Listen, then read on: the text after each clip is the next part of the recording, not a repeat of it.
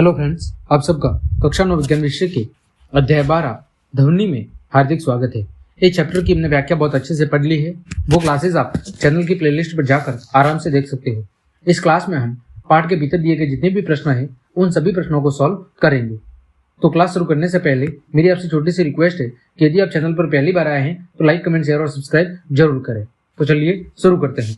देखें, पेज संख्या 182 पर पहला प्रश्न दिया गया है, किसी माध्यम में ध्वनि द्वारा उत्पन्न विक्षोभ आपके कानों तक कैसे पहुंचता है। यानी कि किसी भी माध्यम में जब ध्वनि उत्पन्न होती है तो उसके द्वारा जो उत्पन्न होने वाला विक्षोभ है वो हमारे कानों तक कैसे पहुंचता है, या साधारण भाषा में बात करें तो ध्वनि हमारे कानों तक कैसे पहुंचती है, यानी हमें कोई भी आवाज कैसे सुनाई देती है।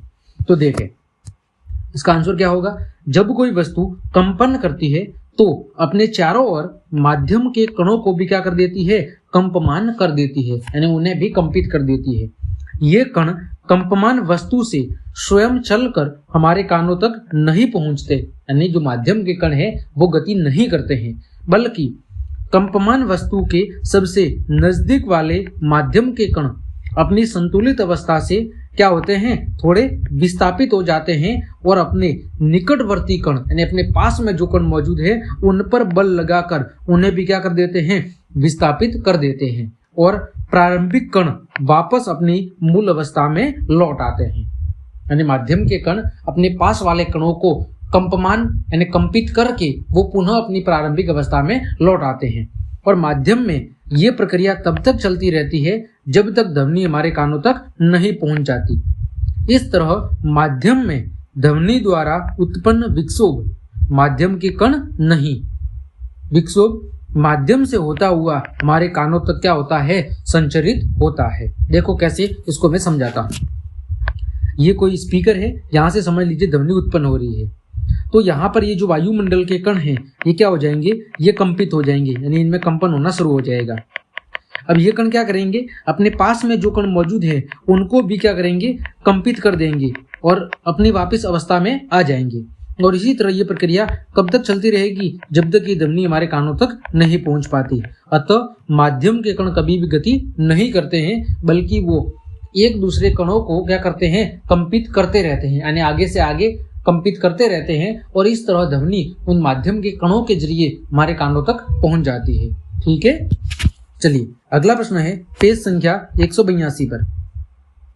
आपके विद्यालय की घंटी ध्वनि कैसे उत्पन्न करती है। ये आप सब विद्यालय में पढ़े होंगे या पढ़ रहे होंगे। तो आपके विद्यालय में जो घंटी बजती है उससे ध्वनि कैसे उत्पन्न होती है। तो हमारे विद्यालय की जो घंटी है वो साधारणतः मिश्र धातु से बनी होती है। किससे बनी होती है, मिश्र धातु से बनी होती है, जिसे हथौड़े की चोट से क्या किया जाता है, कंपमान किया जाता है। जब उस पर हथौड़े से प्रहार किया जाता है तो वो कंपन करना शुरू कर देती है और कंपन के कारण हवा में क्या उत्पन्न होता है, हवा में विक्षोभ उत्पन्न होता है। और तरंग क्या है, तरंग एक विक्षोभ है जो हवा में आगे पीछे कंपन करते हुए हमारे कानों तक क्या होती है, पहुंच जाती है। और माध्यम में कण केवल क्या करते हैं, दोलन करते हैं और विक्षोभ क्या होता है, विक्षोभ आगे बढ़ जाता है, जैसा अभी हमने पिछले प्रश्न में देखा था। ठीक है, अगला प्रश्न है, ध्वनि तरंगों को यांत्रिक तरंगे क्यों कहते हैं, इसका कारण क्या है। तो ध्वनि तरंगों के गमन के लिए यानी संचरण के लिए किसी न किसी माध्यम की, चाहे वो वायु हो, जल हो या स्टील हो, यानी ठोस हो, द्रव हो या गैस हो, किसी न किसी माध्यम की जरूरत होती है। यह निर्वात से होकर कभी भी नहीं चल सकती। ध्वनि का संचरण निर्वात में कभी भी नहीं हो सकता। ध्वनि तरंगे तभी संचरित हो सकती है जब उसके माध्यम के कण आगे पीछे क्या करे, कंपन करे और विक्षोभ क्या करे, आगे की ओर गति करे। अतः ध्वनि तरंगों को क्या कहा जाता है, यांत्रिक तरंगे कहा जाता है। ठीक है, अगला प्रश्न है, मान लीजिए आप अपने मित्र के साथ चंद्रमा पर गए हुए हैं, क्या आप मित्र द्वारा उत्पन्न ध्वनि को सुन पाएंगे। तो हम कहेंगे नहीं। क्यों, क्योंकि ध्वनि तरंगों के संचरण के लिए किसकी आवश्यकता होती है, किसी न किसी माध्यम की आवश्यकता होती है। और चंद्रमा पर वायुमंडल नहीं होता, वहां पर निर्वात की स्थिति होती है, इसीलिए निर्वात में ध्वनि का संचरण नहीं हो सकता है। अतः हमें वहां पर किसी भी प्रकार की कोई ध्वनि सुनाई नहीं देगी। अगला प्रश्न है प्रश्न संख्या 186 पर दिया हुआ है, तरंग का कौन सा गुण निम्नलिखित को निर्धारित करता है। पहला है प्रबलता और दूसरा है तारत्व। तो प्रबलता, ध्वनि की जो प्रबलता है वो कौन निर्धारित करती है? वो कंपन का आयाम निर्धारित करती है। आयाम क्या होता है कि मूल स्थिति से श्रृंग अथवा ग्रंथ के बीच की, मूल स्थिति से श्रृंग या ग्रंथ के बीच की सीधी दूरी क्या कहलाती है? आयाम कहलाती है। तो जितना अधिक आयाम होगा ध्वनि उतनी क्या होगी? अधिक प्रबल होगी। ठीक है, आयाम क्या होता है? ये जो मूल स्थिति है यहां से लेके ये जो श्रृंग है या फिर मूल स्थिति से लेके ये ग्रंथ है, इसके बीच की जो सीधी दूरी होती है वो कहलाती है आयाम। तो जितना ज्यादा आयाम होगा उतनी अधिक प्रबलता होगी। अगला है तारत्व। तो ध्वनि का जो तारत्व है वो कंपन की आवृत्ति निर्धारित करती है। कौन निर्धारित करती है? कंपन की आवृत्ति। जितनी अधिक आवृत्ति होगी उतना अधिक क्या होगा? तारत्व होगा। इसी कारण से महिलाओं का तारत्व अधिक होने के कारण उनकी आवाज कैसी होती है? पतली होती है, क्योंकि उनकी आवृत्ति अधिक होती है। ठीक है, ये देखो चित्र के जरिए भी मैंने समझाया है कि निम्न तारत्व की जो ध्वनि है वो मृदु ध्वनि होगी। सॉरी, मैंने थोड़ा उल्टा बोल दिया। महिलाएं होती है उनमें आवृत्ति क्या होती है? कम होती है। इसी कारण से वो निम्न तारत्व की ध्वनि होती है और उनकी आवाज कैसी होती है? मृदु। जबकि जो पुरुष होते हैं उनकी ध्वनि उच्च तारत्व की होती है। इसी कारण से वो ध्वनि कैसी होती है? वो प्रबल ध्वनि होती है। ठीक है, तो आयाम निर्धारित करता है किसको? प्रबलता को। और आवृत्ति किसको निर्धारित करती है? तारत्व को। अगला है अनुमान लगाइए कि निम्न में से किस ध्वनि का तारत्व अधिक है। पहला है गिटार, दूसरा है कार का हॉर्न। तो जिसकी आवृत्ति अधिक होगी उसका तारत्व अधिक होगा। तो कार के हॉर्न का जो तारत्व है वो क्या होगा? अधिक होगा। अतः कौन सी ध्वनि होगी? ये प्रबल ध्वनि होगी। ठीक है, अगला है प्रश्न संख्या 186 पर ही किसी ध्वनि तरंग की तरंगदैर्ध्य, आवृत्ति, आवर्तकाल और आयाम से क्या अभिप्राय है। देखो, हमने चैप्टर की व्याख्या के दौरान इन चीजों को बहुत अच्छे से समझा था, तो वो क्लास आप जरूर देख लें ताकि इन सभी प्रश्नों के उत्तर आपको बहुत अच्छे से आराम से समझ में आ सके। पहला है तरंगदैर्ध्य। तरंगदैर्ध्य क्या होता है? देखो, ये कौन सी स्थिति है? संपीड़न। और ये कौन सी है? विरलन। तो दो क्रमागत संपीड़न या दो क्रमागत विरलनों के बीच की जो दूरी है वो क्या कहलाती है? तरंगदैर्ध्य। हम कह सकते हैं कि दो क्रमागत श्रृंगों अथवा दो क्रमागत ग्रंथों के बीच की सीधी दूरी क्या कहलाती है? तरंगदैर्ध्य कहलाती है। इसे किसे दर्शाते हैं? लैम्बडा से। इसका मात्रक क्या है? दूरी है, तो दूरी का मात्रक क्या होगा? मीटर। या दूसरे शब्दों में कह सकते हैं कि एक पूर्ण दोलन में कोई तरंग जितनी दूरी तय करती है उसे क्या कहते हैं? तरंगदैर्ध्य कहते हैं। यानी एक पूरा चक्कर लगाने में, एक पूरा दोलन पूरा करने में कोई तरंग जितनी दूरी तय करती है उसे क्या कहते हैं? उसे ही तरंगदैर्ध्य कहते हैं। जैसे यहाँ से ये शुरू हुई है तो इसका एक चक्कर कहाँ पे आके पूरा होगा? यहाँ पे आके, है ना। तो यहाँ से लेके यहाँ तक की जो सीधी दूरी है वो क्या कहलाती है? वो कहलाती है तरंगदैर्ध्य। फिर बात करें आवृत्ति की, तो आवृत्ति क्या है? एकांक समय में होने वाले दोलनों की कुल संख्या। यानी एक तरंग एकांक समय में कितने दोलन पूरा करती है उन दोलनों की संख्या को आवृत्ति कहते हैं। इसे किसे दर्शाते हैं? ग्रीक अक्षर न्यू से दर्शाते हैं। इसका आवृत्ति का मात्रक क्या होता है? हर्ट्ज। और हर्ट्ज का प्रतीक क्या है? Hz। ठीक, आगे बात करें आवर्तकाल।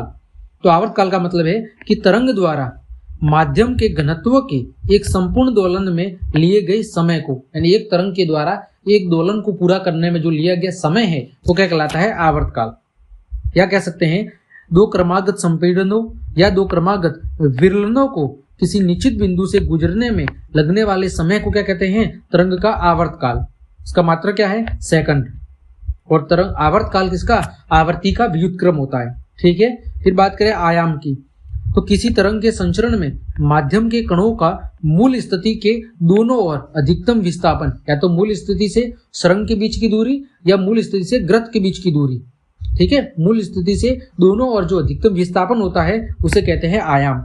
आयाम को कैपिटल ए से दर्शाया जाता है।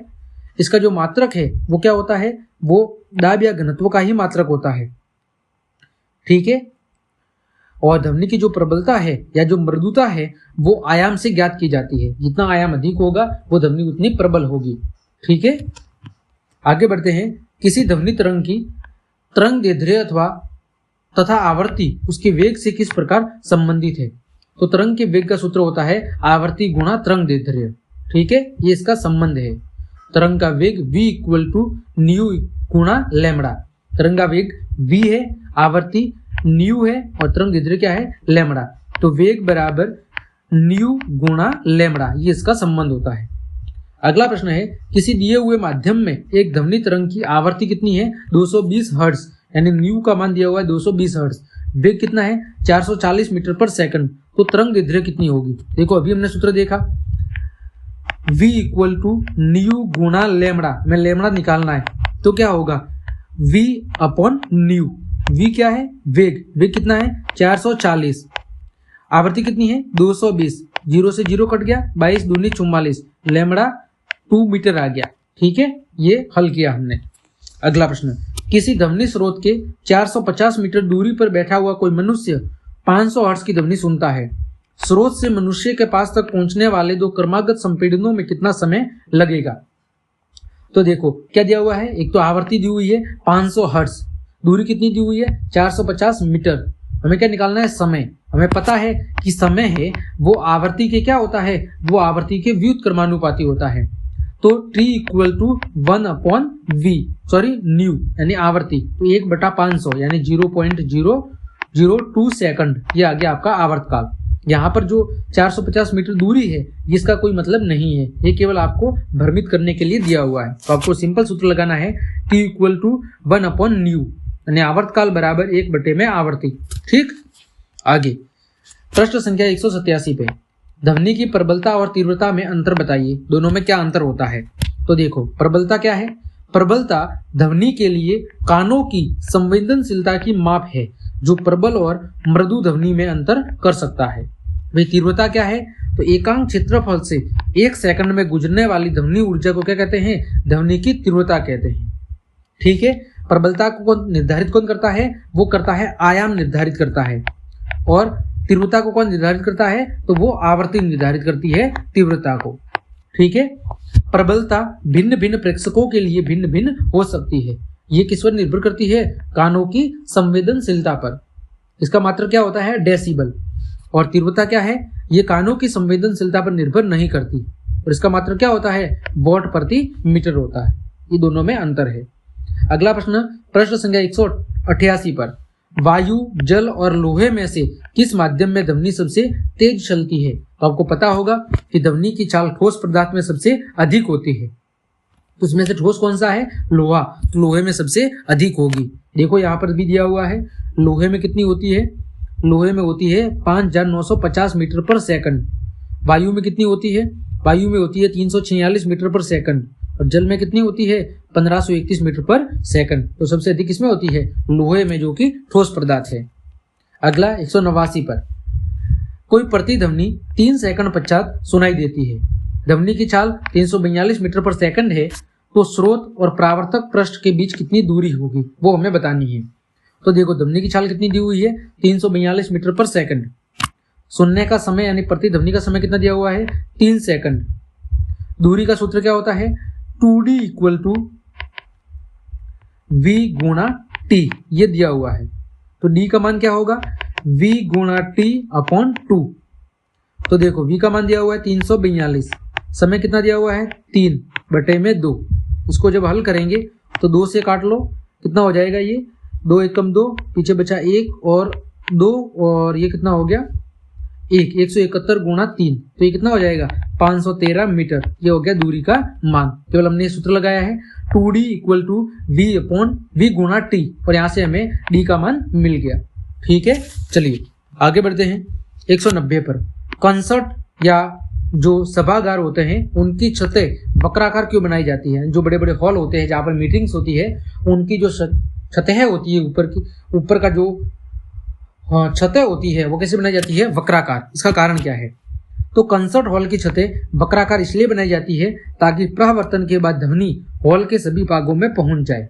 और वक्राकार छतें वास्तव में एक बड़े अवतल ध्वनि पट की तरह क्या करती है? कार्य करती है, जो ध्वनि को नीचे सभी श्रोताओं तक परावर्तित करके क्या करती है? पहुंचा देती है, ताकि उस बड़े से हॉल में मौजूद सभी लोगों तक आवाज आसानी से पहुंच जाए। ताकि जितना अधिक परावर्तन होगा ध्वनि उतनी ही आसानी से क्या होगी? सभी श्रोताओं तक पहुंच पाएगी। ठीक है, अगला प्रश्न है 191 पर, सामान्य मनुष्यों के लिए कानों की श्रव्यता परिसर क्या है? सामान्य मनुष्यों के लिए जो सुनने की क्षमता होती है, जो रेंज होती है, वो कितनी होती है? तो 20 हर्ट्ज से लेकर 20,000 हर्ट्ज तक। ठीक है, फिर निम्नलिखित से संबंधित आवर्तियों का परिसर क्या है? अवसर्वैधर्मी। तो 20 हर्ट्ज से जो कम आवृत्ति की ध्वनि होती है उनको क्या कहते हैं? अवसर्वैधर्मी। दूसरा है प्राध्वनि, प्राध्वनि या प्रासर्वैधर्मी।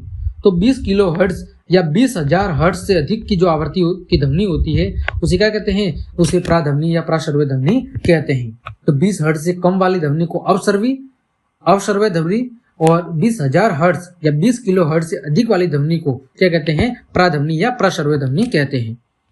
अगला प्रश्न संख्या 193 पर, एक पनडुब्बी सोनार स्पंद उत्सर्जित करती है जो पानी के अंदर एक खड़ी चट्टान से टकराकर 1.02 सेकंड के पश्चात वापस लौटता है।